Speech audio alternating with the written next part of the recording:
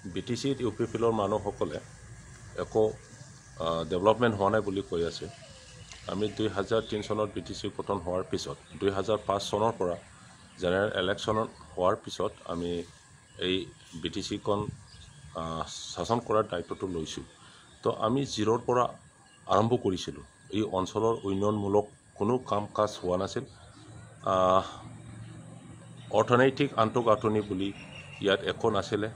School college নাছিলে, university নাছিলে, দলং বান্ধ একো নাছিলে, ইলেক্ট্ৰিচিটি নাছিলে।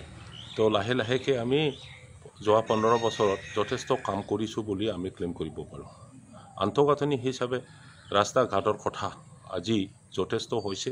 গাঁৱে ভূঞে গাড়ী চলাব পৰা অৱস্থাত আমি আনিছোঁ, যদিও বা গোটেই এৰিয়াত আমি ব্লেকটপ কৰিব পৰা নাই। ডাঙৰ ডাঙৰ নদীৰ ওপৰৰ দলং নথকাৰ কাৰণে ৰাইজে বহুত কষ্ট পাইছিলে। আজি হাগ্ৰামা দলঙৰ নিচিনা, আই পোৱালি দলঙৰ নিচিনা যথেষ্ট দলং আমি বনাব পাৰিছোঁ। ওদালগুৰি, বাক্সা, চিৰাং, কোকৰাঝাৰ গোটেই ডিষ্ট্ৰিক্টত ইয়াৰ দ্বাৰা ৰাইজে বহুত লাভ হৈছে। তো এডুকেশ্যন ছেক্টৰত আমাৰ গাঁৱৰ স্কুলবোৰৰ যিটো অৱস্থা আছিল, ভাঙা চিঙা অৱস্থা আছিল, সেইবোৰ মেৰামতি কৰি পেলাই আজি ভাল অৱস্থা আনিব পৰা গৈছে। 7খন কলেজৰ বাহিৰে BTCত চৰকাৰীকৰণ কলেজ নাছিলে। এতিয়া 23টা কলেজখন আকৌ UGC 12B ষ্টেটাছ দি পেলাই আমি ভালকৈ চলাব পাৰিলোঁ। বৰ্ডলেণ্ড ইউনিভাৰ্চিটি আৰু CIT ডিম টু বি ইউনিভাৰ্চিটি আমি স্থাপন কৰিব পাৰিছোঁ। ইঞ্জিনিয়াৰিং কলেজ এতিয়া 2খন হৈ গৈছে BTCত।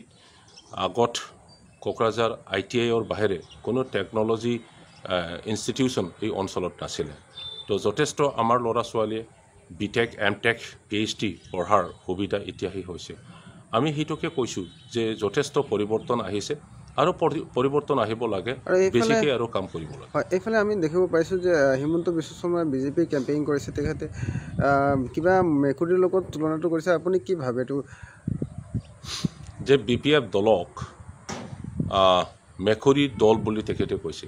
এই BPF দলত কোনোবা ব্যক্তিগত মানুহ যদি মেকুৰী ক'ব বিচাৰিছিল সেইটো বেলেগ কথা আছিল, কিন্তু ৰাইজকে এতিয়া মেকুৰী বুলি তেখেতে ক'বলৈ আৰম্ভ কৰিলে। মেকুৰী দল, এই BPF দলৰ অকল বড়োসকল নাই। বড়োসকলক কোনোবা বুৰঞ্জীবিদে ট্ৰাইবেলসকলক মানে মেকুৰীৰ পৰা জন্ম লৈছে বুলি কোৱা যিটো বুৰঞ্জীত লিখা আছে, ইয়াৰ এগেইনষ্টতে সমূহ ট্ৰাইবেল মানুহবিলাকে গত কাঢ়ি পেলাই ইয়াৰ এগেইনষ্টত থিয় দিছিলে। এতিয়া হিমন্ত বিশ্ব শৰ্মা আকৌ একেটা কথাটো কৈ পেলাই সেই কথাটো আমাৰ ট্ৰাইবেল গোষ্ঠীৰ মূৰত আকৌ সোমাই দিলে। খুব বেয়া কথা। এতিয়া BPF দলৰ অসমীয়া মানুহ আছে, বঙালী মানুহ আছে, বড়ো মানুহ আছে, আদিবাসী মানুহ আছে, সকলোৱে আছে, মুছলিম মানুহ আছে। তো চবকে মেকুৰী বুলি কোৱাটো খুব আনফৰ্চুনেট। এতিয়া বড়োলেণ্ডৰ মানুহে যদি মেকুৰী হয় তেখেতে কি হয়? ইয়াৰ কাৰণে আমাৰ চিফ ডাঙৰীয়া কৈছে আমি যদি মেকুৰী হয় তেখেতে বান্দৰ।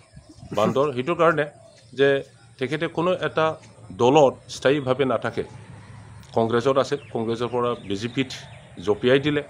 এতিয়া BJPৰ পৰা কোনটো পাৰ্টিত কেতিয়া জঁপিয়াই দিব সেইটো কোনেও ক'ব নোৱাৰে।